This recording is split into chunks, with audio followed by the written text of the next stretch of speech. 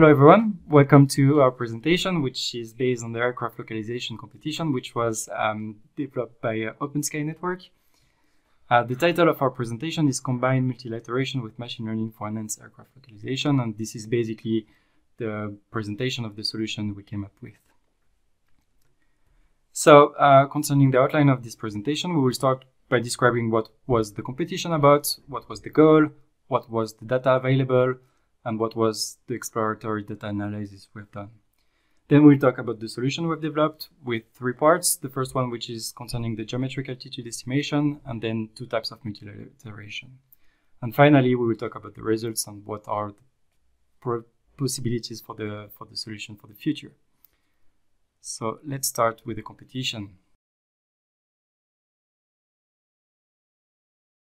So the goal of the competition was to develop methods to localize airplane in the sky. So you had to come up with techniques to find the latitude and the longitude of the airplanes for the ones where the information was missing.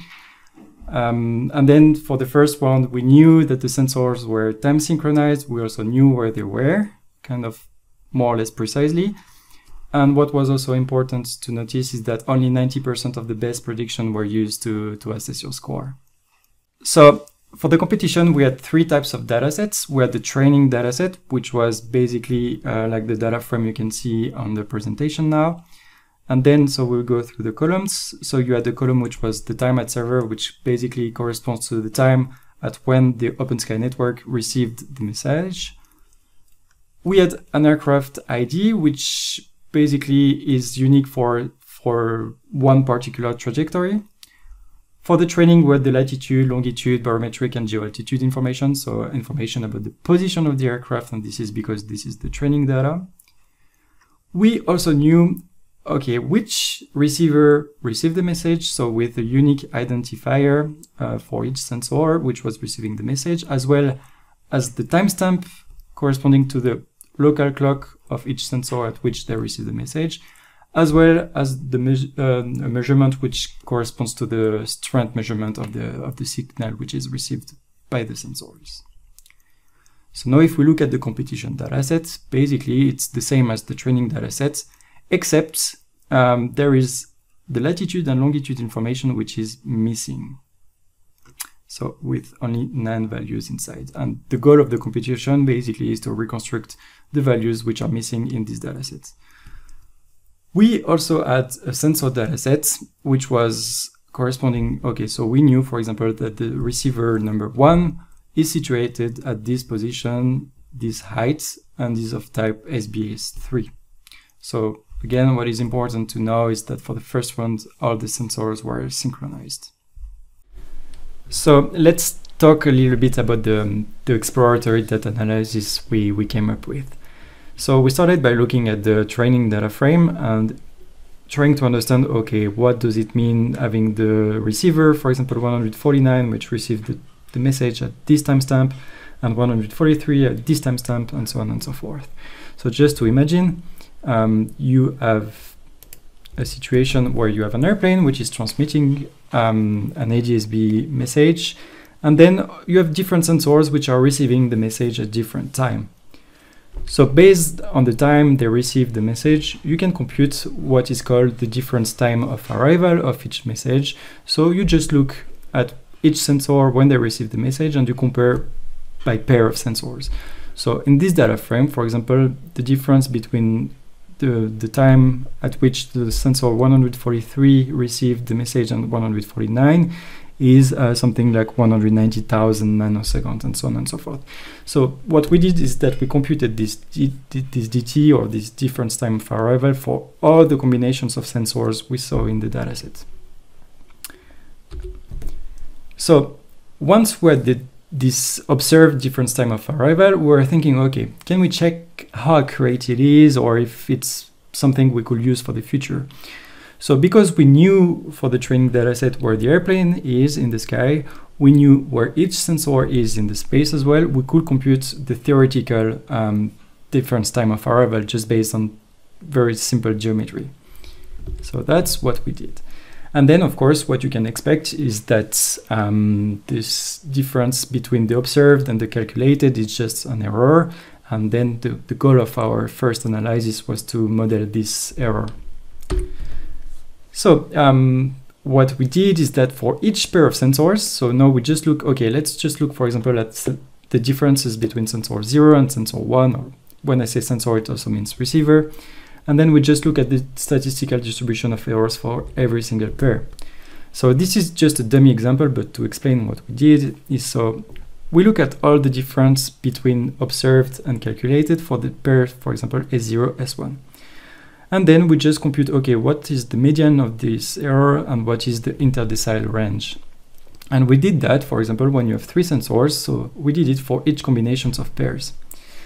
And actually what is interesting here is that we saw that for some of the sensors, they were having a big median offsets, but a very reasonably small interdecile range. So now what we did is that we plotted these distributions of the medians and as well as of the interdecile range. And what we saw here is that we have kind of 3 blobs. We have a blob which is around 0, meaning that the median is really centered and then that's a good distribution of the errors. Or we have one blob at 120,000 and a third blob at minus 120,000 nanoseconds. So it's kind of strange, but yeah, we'll come up to this later on. Now, if we look at the interdecile range, we can see that this is kind of narrow, around, I mean, between 0 and 1000 nanoseconds. So conclusion here is that we have kind of a small interdecile range, but some of the sensors are just offsetted. So it's very interesting because that's not something we spotted during the competition, but just when we did the slides, what we saw is that most of the sensors which are offsetted are around 120 microseconds. And actually what it turns out is that all the receivers of type GRX 1090 are having a delay of 120 microseconds. So why that? We don't really know. It corresponds to a frequency of 8.33 kilohertz. So maybe it's an internal filter of the receiver which creates this delay, but that's not something we can answer. So now we have seen this offset for some sensors. We can just correct the observed difference time of arrival by the offset that we have seen for the different pairs. So we just corrected each pair of sensors. So we created a timestamp which is called DT observed corrected, which correspond to the observed plus a median which of the error which corresponds to the pair of sensors. So again, it's very important that we can say that this error is kind of good because we know that the sensors are time synchronized, and even if they have an offset, we expect them not to drift. So let's talk about the localization solution we came up with. So the first thing we tried to do was to estimate the geo-altitude. Why the geo-altitude is because we saw that the difference between the barometric altitude and the geometric altitude, the root mean square difference is about 127 meters, which is not too big, but still if you want to have an accurate multilateration later on, you need to have a very good estimate of your altitude. So what we did basically was to try to come up with a regression model based on what type of sensor, what are the sensors which are receiving the message, what is the time at the server at which the message has been received, and based on those other things such as the altitude barometric and as well the DT corrected we talked about before. So how did we estimate F? We used a gradient boosting regression algorithm. So what is gradient boosting? Basically, this is what gradient boosting is versus linear regression. So I don't want to enter too much into detail, but this is a supervised machine learning technique, which is based on regression trees. And basically, it uses a mix of boosting with gradient descent to find kind of different trees, which will try to minimize your mean square error. So once we finish to train our gradient boosting regression, this is the result we obtained. And we can see that in blue, where the previous solution was, we were around minus 150 meters maybe of mean difference. And now we can see that this kind of curve shifted to the right, closer to the 0. In red is our prediction. So we brought back this difference of 130 something meters to something around 34 meters, which is much better, obviously. So now let's talk quickly about multilateration, which is really the heart of our solution. So multilateration. What is multilateration? So if you know where your receivers are, if you know the delta time difference of arrival between each pair of sensors that you observed, and if you know the speed of light as well, you can come up with a system of equations. So if you need more details, you can just refer to the paper. But basically, in the end, you have three equations with three unknowns, which are the position of the airplane, and you can solve it with any solver, for example. So this is what we did. So we came up with different equations. So we had every time three equations. We had two unknowns because we wanted just to estimate the latitude and the longitude of the airplanes, but still the principle is the same. So those equations are nonlinear, so you can linearize them, but we prefer to use a nonlinear solver such as least squares, and in Python it's very easy to implement.